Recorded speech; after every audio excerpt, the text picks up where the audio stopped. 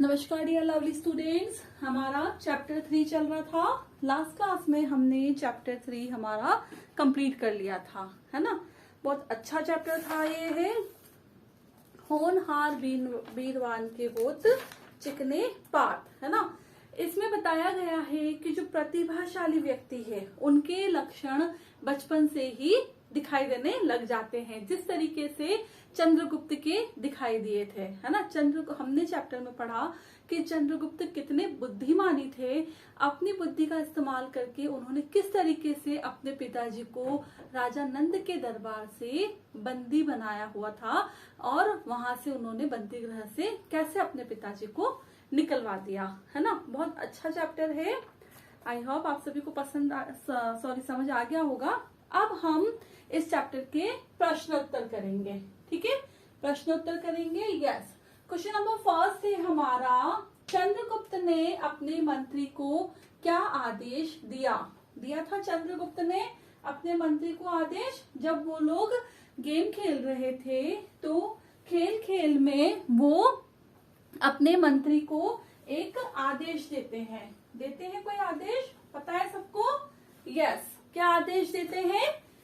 Answer है इसका, चंद्रगुप्त ने मंत्री को आदेश दिया कि चूंकि मगध का शासन उनके हाथ में आ गया है, अतः प्रजा को कोई अभाव, दुख या कष्ट न हो, किसी के साथ अन्याय न हो, राज्य का कोष गरीबों के लिए खुला रहे, है ना। वो चाहते थे कि उनके राज्य में कोई भी गरीब ना हो और जिसे कभी पैसों की जरूरत हो तो राज्य के कोष में से उन्हें पैसा दिया जाए, है ना। और कभी भी किसी को कोई भी दुख या कष्ट न हो, ऐसा वो चाहते थे।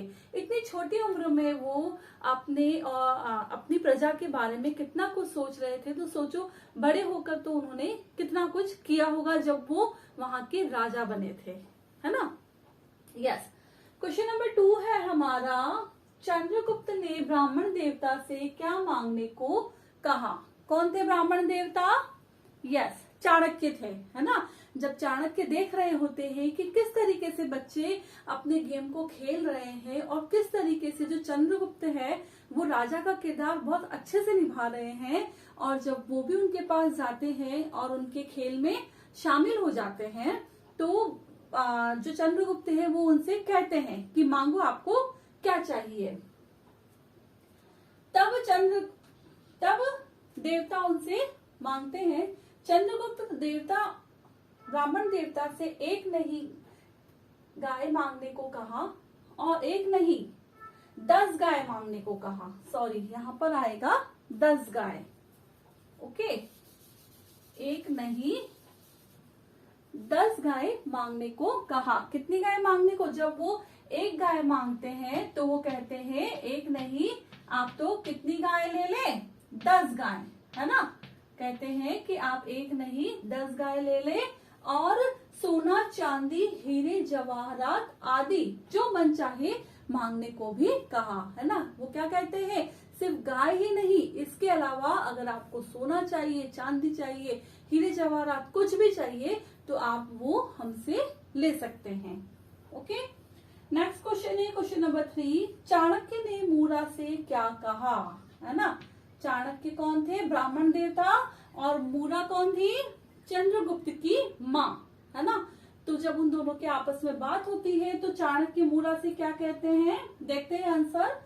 चाणक्य ने मूरा से कहा कि चंद्रगुप्त की हस्त रेखाएं बड़ी प्रबल है ना। जो हाथों की लकीरें हैं वो बहुत ज्यादा प्रबल है।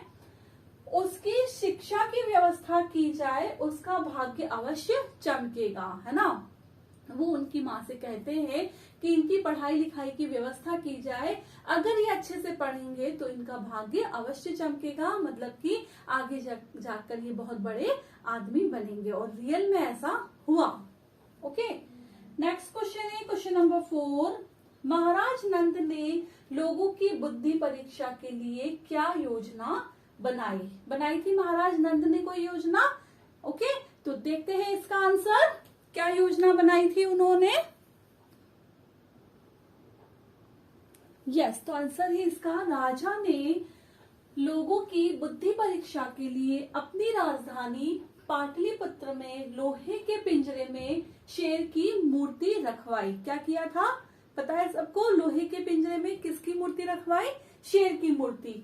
और घोषणा करवाई कि जो भी व्यक्ति पिंजरे को तोड़े बिना शेर को बाहर निकाल देगा उसे राज्य की ओर से 1000 स्वर्ण मुद्राएं दी जाएंगी और उसकी मनचाही मांग भी पूरी की जाएगी। ऐसा किया था राजा ने, है ना। पूरे नगर में ढिंडोरा पिटवा दिया था कि शेर को पिंजरे में रखा गया है और जो भी बिना पिंजरे को खोले शेर को बाहर निकाल देगा उसे क्या मिलेगा? 1000 स्वर्ण मुद्राएं मिलेंगी और उनकी पसंद का मनचाहा जो भी वो चाहते हैं वो उसे जरूर मिलेगा। ओके, नेक्स्ट क्वेश्चन देखते हैं। क्वेश्चन नंबर 5 है हमारा, चंद्रगुप्त ने पिंजरा खोले बिना ही शेर को कैसे बाहर निकाला? बड़ी बुद्धिमानी से चंद्रगुप्त ने शेर को बाहर निकाला था, पढ़ा है हमने।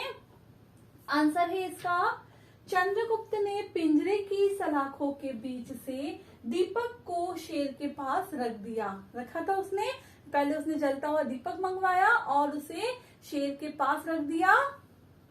मोम से बना हुआ शेर पिघलकर पिंजरे से स्वतः ही बाहर आ गया। स्वतः ही मतलब अपने आप ही बाहर आ गया। जैसे ही उसने दीपक को शेर के पास में रखा, शेर धीरे धीरे पिघलता गया और अपने आप ही शेर बाहर आ गया। इस तरीके से उन्होंने अपनी बुद्धिमानी का परिचय दिया। कैसे उन्होंने सोचा कि मैं शेर को बाहर कैसे निकालूं।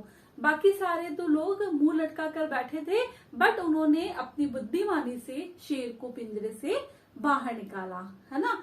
तो बेटा आई होप ये 5 प्रश्न आपको अच्छे से समझ आ गए होंगे। आप इन्हें सुंदर सुंदर राइटिंग से अपनी नोटबुक में करेंगे। ठीक है बेटा, thank you and have a nice day.